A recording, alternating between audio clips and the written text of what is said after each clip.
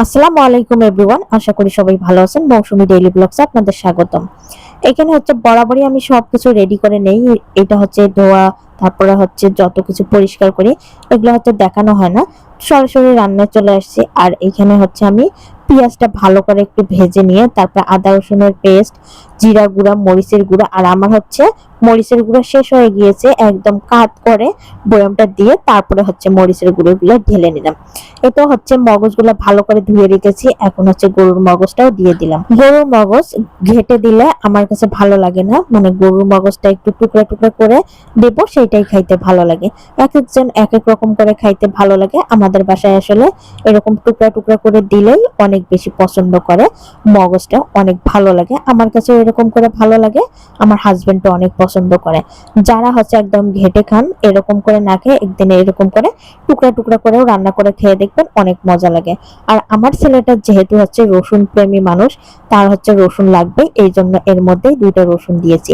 যেহেতু আজকে কোনো মাংস নাই বাসায়, তাই হচ্ছে এই ঘিলুর মধ্যেই, যেটা হচ্ছে মগজের মধ্যেই আমি রসুন দিয়ে দিলাম।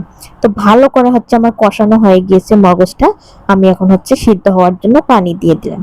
আর মগজটা কিন্তু ভুনা ভুনাই ভালো লাগে, দিয়ে তারপর ঢেকে দিয়েছি। এখন হচ্ছে মগজটা আমি ভালো করে একটু নেড়ে চেড়ে দিচ্ছি, ভালো করে একদম শুকিয়ে নেব, মানে হচ্ছে ভালো করে ভুনা ভুনা করব। আর এদিকে হচ্ছে আমার মগজ রান্না হয়ে গিয়েছে। এই মগজ রান্না হলে তো আর কিছুই লাগে না, তো মগজ রান্না করার পরও আমার আরেকটা রান্না করতে হবে।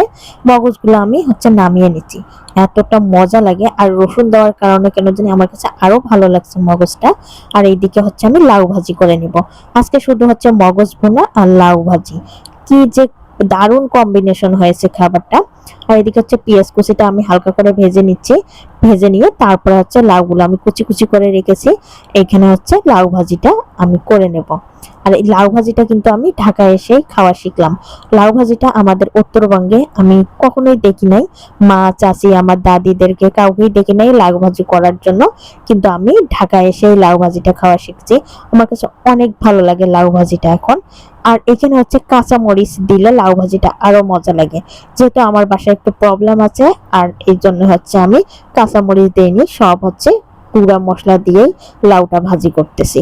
সব গুঁড়া মশলা বলতে হলুদের গুঁড়া দিছি, আর হচ্ছে মরিচের গুঁড়া কাঁচা মরিচের পরিবর্তে দিয়ে, তারপরে হচ্ছে আর হচ্ছে জিরা গুঁড়া।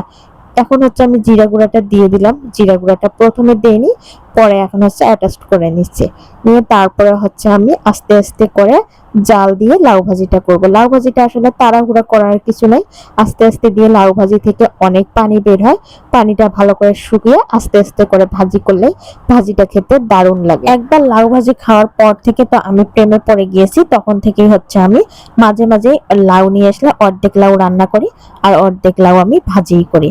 আজকের মতো এই পর্যন্ত, সবাই ভালো থাকবেন, আল্লাহ হাফেজ।